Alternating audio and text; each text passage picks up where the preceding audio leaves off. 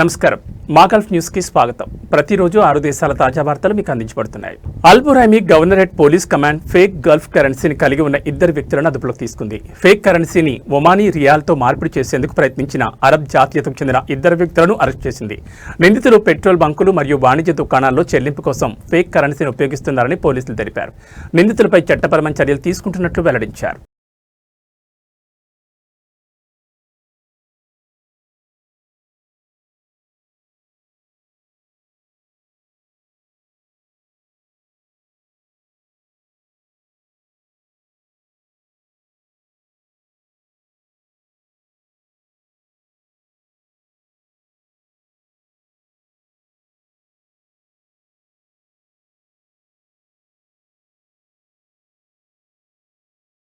కువైట్లో జరిగిన విషాదకర సంఘటనలో ఇద్దరు భారతీయులు మరణించారు. అబ్దల్లీ ప్రాంతంలోని ఆయిల్ డ్రిల్లింగ్ కేంద్రంలో జరిగిన ప్రమాదంలో అక్కడ పనిచేస్తున్న ఇద్దరు భారతీయులు మరణించినట్లు అధికారులు తెలిపారు.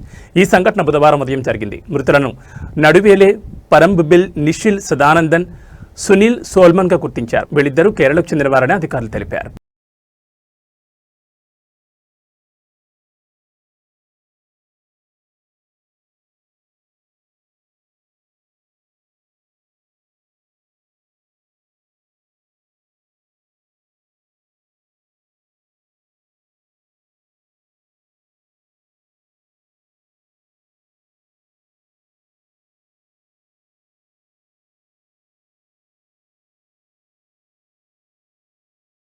లిథియం బ్యాటరీలు, పవర్ బ్యాంకులు, స్మార్ట్ బ్యాగ్లు మరియు ఈ సిగరెట్లు తీసుకెళ్లే ప్రయాణికుల కోసం ఒమన్ ఎయిర్ కొత్త గైడ్లైన్స్ను విడుదల చేసింది.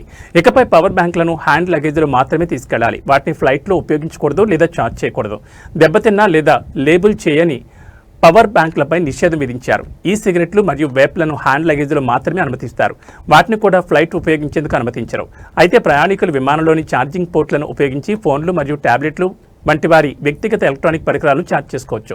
విమాన ప్రయాణంలో బ్యాటరీలు, పవర్ బ్యాంకులు మరియు ఈ సిగరెట్లను ఛార్జ్ చేయకూడదు. లిథియం బ్యాటరీతో నడిచే వ్యక్తిగత రవాణా పరికరాలైన హావర్ పోర్ట్లు, బ్యాలెన్స్ వీల్స్, మినీ స్కూటర్లు వంటి వస్తువులను చెక్కుడు లేదా క్యారీ అన్ లగేజ్గా విమానంలో అనుమతించారని ఎయిర్లైన్స్ తెలియజేసింది. ప్రయాణికులకు అత్యున్నత భద్రతను అందించేందుకు జరుగుతున్న ప్రయత్నాల్లో ఇది భాగమని ఒమన్ ఎయిర్ తెలిపింది.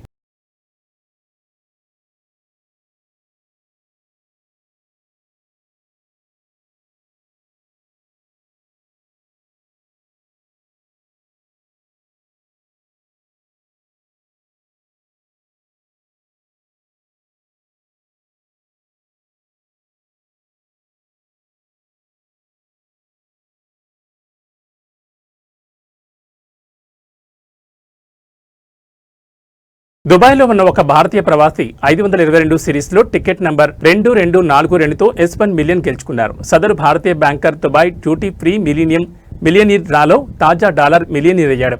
1998 నుండి యుఏఈ, ఒమన్ మధ్య నివసిస్తున్న అతుల్ రావుకు ఈ విజయం ఇప్పటికీ నమ్మశక్యంగా అనిపిస్తుంది.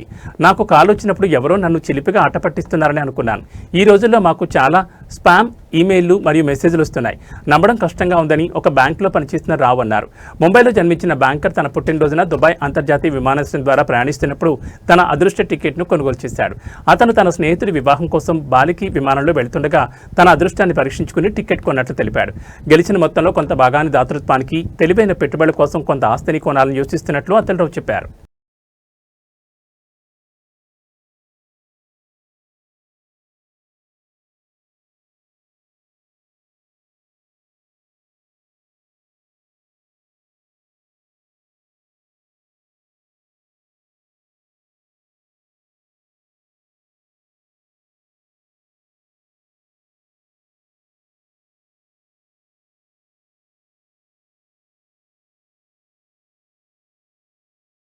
రియాద్ బస్సులో ప్రయాణించిన ప్రయాణికుల సంఖ్య 100 మిలియన్లు దాటింది. ఇది రియాద్ పబ్లిక్ ట్రాన్స్పోర్ట్ నెట్వర్క్ల సామర్థ్యాన్ని ప్రతిబింబించే ఒక అద్భుతమైన విజయాన్ని సూచిస్తుందని అధికారులు హర్షం వ్యక్తం చేశారు.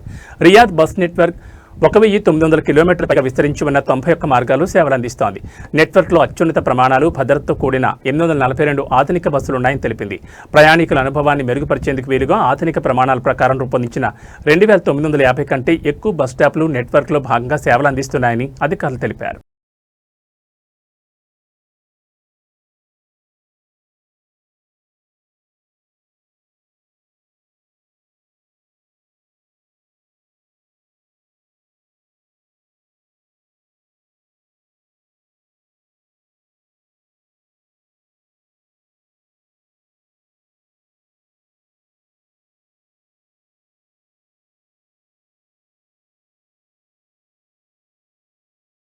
బహ్రెయిన్లో రోడ్లపై ప్రమాదకర స్టంట్స్ చేసిన డ్రైవర్ను అరెస్ట్ చేశారు. అతని స్టంట్స్ వీడియో సోషల్ మీడియాలో వైరల్ కావడంతో జనరల్ ట్రాఫిక్ డైరెక్టరేట్ అధికారులు రంగంలోకి దిగి ప్రమాదకర స్టంట్స్ చేసిన డ్రైవర్ను గుర్తించి అరెస్ట్ చేశారు. అతని వాహనాన్ని స్వాధీనం చేసుకున్నారు.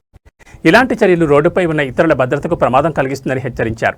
ట్రాఫిక్ చట్టాల ప్రకారం అవినీతి కేసు నమోదు చేసి విచారణ జరుపుతున్నట్లు పేర్కొన్నారు. వాహనదారులు భద్రతా నిబంధనలను ఖచ్చితంగా పాటించాలని మరియు ప్రజా భద్రతకు హాని కలిగించే ఏ ప్రవర్తనను సహించమని జనరల్ ట్రాఫిక్ డైరెక్టరేట్ హెచ్చరించింది.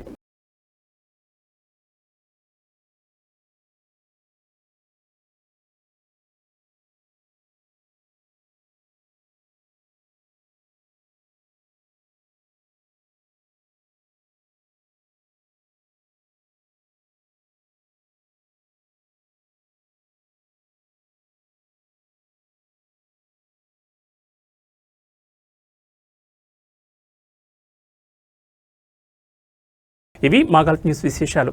మరో బులెటిన్లో మళ్ళీ కలుసుకుందాం. నమస్కారం.